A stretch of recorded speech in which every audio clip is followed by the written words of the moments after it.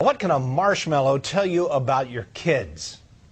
You might be surprised. Psychologists at Stanford found that kids who could hold off eating one of these did better at school and in life. So we set up our own marshmallow test to see what would happen and what parents could learn about teaching our children self-control. Okay. What is that? It's a marshmallow.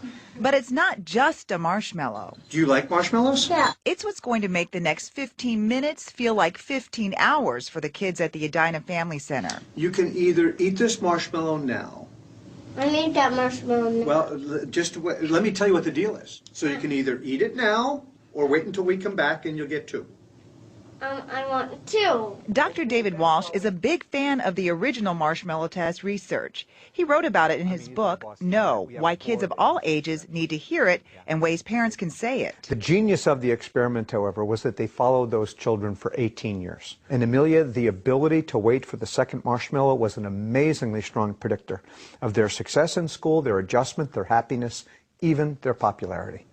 What does it mean when a child does eat the marshmallow? You know, we're not predicting that any of these kids are going to be either good at self-discipline or not. What we really want to do is help parents try to figure out how can we help our kids develop more self-discipline, because we do know from a ton of research that that is a key success factor for kids, the ability to say no to themselves. Hi, Lily. Nice to meet you. Nice to meet you, too. Lily gets the deal right away. When I come back, what am I going to have? Another marshmallow. In a room with few distractions, she waits and waits and waits. 15 minutes is a long time for a It's a child. very long time for a 4-year-old. 15 minutes is a real long time. In the next room, Lily's mom watches with Dr. Walsh. Surprised she's lasted this long. It's coming up on dinner time. Lily surprises her mom and even herself. And I smelled the marshmallow. I thought I would eat it, but I didn't. Should I give you another marshmallow? Yeah. Absolutely, because that was the deal. Yeah. Okay, very good. He gave me 2 marshmallows. Of the 11 kids who took part, 4 ate the marshmallow within the first minute. Among them, 3.5-year-old Casey. Your mom and I are going to go on the errand now. You can either eat one or wait. I'm going to eat one, okay? That's whatever you decide is fine. Okay, very good. Casey kept his word.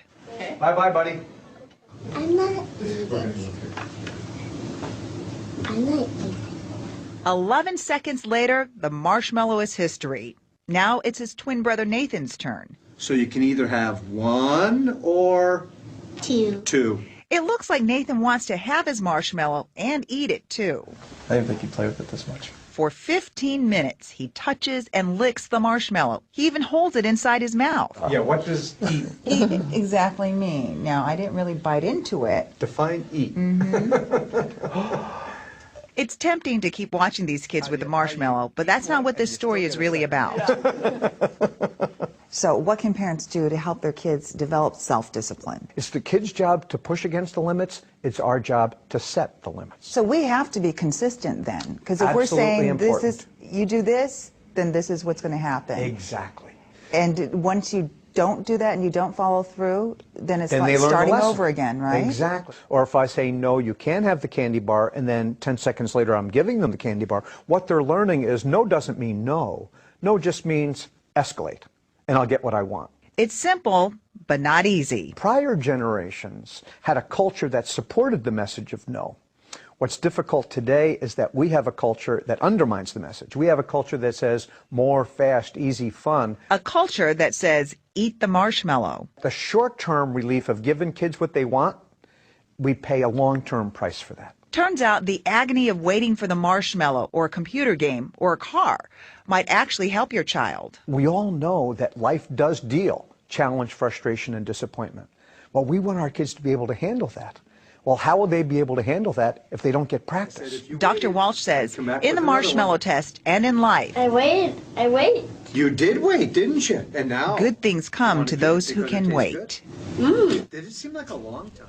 Dr. Walsh has launched a movement called Say Yes to No, and it's all about saying no to your kids and teaching them to say no to themselves.